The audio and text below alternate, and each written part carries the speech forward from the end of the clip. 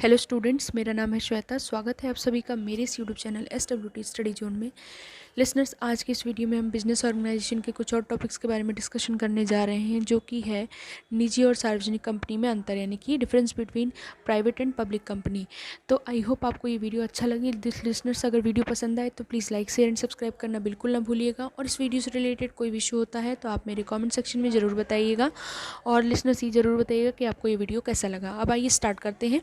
तो जैसा कि आप लिसनर्स स्क्रीन पर देख सकते हैं, निजी और सार्वजनिक कंपनियों में अंतर, इसको इंग्लिश में कहते हैं distinction between private and public company, यानी कि इन दोनों के बीच में क्या डिफरेंस है। तो सबसे पहले हम बात कर लें बेसिस ऑफ डिफरेंशिएशन की। तो किसके बेसिस पे बांटा गया है, तो सदस्यों की संख्या यानी नंबर्स ऑफ मेंबर्स। तो प्राइवेट कंपनी में क्या होता है, यानी निजी कंपनी में जो सदस्यों की संख्या होती है कम से कम 2 तथा अधिक से अधिक 200 हो सकती है। लेकिन पब्लिक कंपनी में सदस्यों की संख्या कम से कम 7 तथा अधिक से अधिक निर्गमित अंशों के बराबर हो सकती है। तो आई होप आपको ये चीज़ें क्लियर हो गई होंगी। नेक्स्ट डिफ्रेंशिएशन की बात कर लें तो नेक्स्ट है अंश विक्रय के लिए आमंत्रित करना, यानी कि invitation to sell the shares. जब हम शेयर्स को सेल करने के लिए इन्विटेशन करते हैं तो प्राइवेट कंपनी में क्या होता है और पब्लिक कंपनी में क्या होता है। तो प्राइवेट कंपनी में अपने अंशों और ऋण पत्रों के विक्रय के लिए जनता को आमंत्रित ये नहीं कर सकते, लेकिन पब्लिक कंपनी पर ऐसा कोई प्रतिबंध नहीं है। नेक्स्ट है आपका कि व्यापार का प्रारंभ, कमेंसमेंट ऑफ बिजनेस। तो कैसे कर सकते हैं प्राइवेट कंपनी में, तो प्राइवेट कंपनी अपना व्यापार इनकॉर्पोरेशन के तुरंत पश्चात प्रारंभ कर सकती है, यानी सम्मेलन, उसको इंग्लिश में कहते हैं इनकॉर्पोरेशन के तुरंत पश्चात प्रारंभ कर सकती है।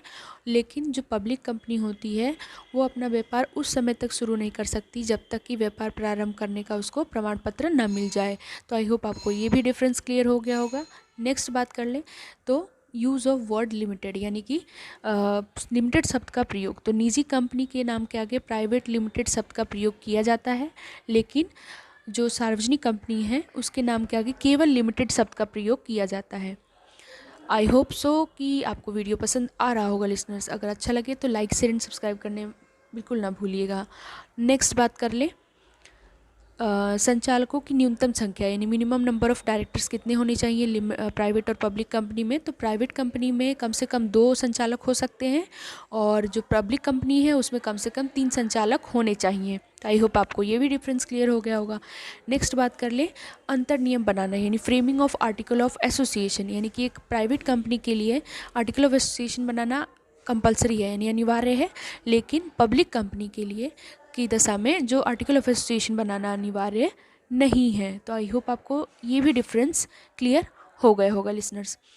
नेक्स्ट हम बात कर ले तो नेक्स्ट जो डिफ्रेंसिएशन है वो है न्यूनतम चुकता अंश पूंजी, यानी कि इसको इंग्लिश में कहते हैं मिनिमम पेड अप कैपिटल। तो कितना होना चाहिए प्राइवेट और पब्लिक में, तो प्राइवेट कंपनी में जो न्यूनतम चुकता अंश पूंजी है वो 1 लाख रुपए होनी चाहिए, और पब्लिक कंपनी में जो न्यूनतम चुकता अंश पूंजी है वो 5 लाख रुपए होने चाहिए। तो आई होप आपको ये भी डिफरेंस क्लियर हो गया होगा लिसनर्स। नेक्स्ट इसके बारे में नेक्स्ट बात कर लें नेक्स्ट डिफ्रेंसिएशन के बारे में। तो नेक्स्ट है आपको सदस्यों की सूची, यानी कि इंडेक्स कह सकते हैं या फिर लिस्ट ऑफ मेंबर्स। तो जो प्राइवेट कंपनी होती है यानी कि निजी कंपनी, तो सदस्यों की सूची बनाना ज़रूरी नहीं, और पब्लिक कंपनी में सदस्यों की संख्या अगर 50 से ज़्यादा है तो उनको सूची बनाना अनिवार्य है। तो ये कुछ डिफरेंस मैंने आपसे शेयर किया। आई होप आपको सारी चीज़ें क्लियर हो गई होंगी लिसनर्स। अगर वीडियो पसंद आया हो तो please like share and subscribe करने में बिल्कुल कंजूसी ना करिएगा। और इस वीडियो से रिलेटेड कोई भी क्वेरी होता है तो आप मेरे कमेंट सेक्शन में कमेंट करके बता सकते हैं। Thank you for listening me.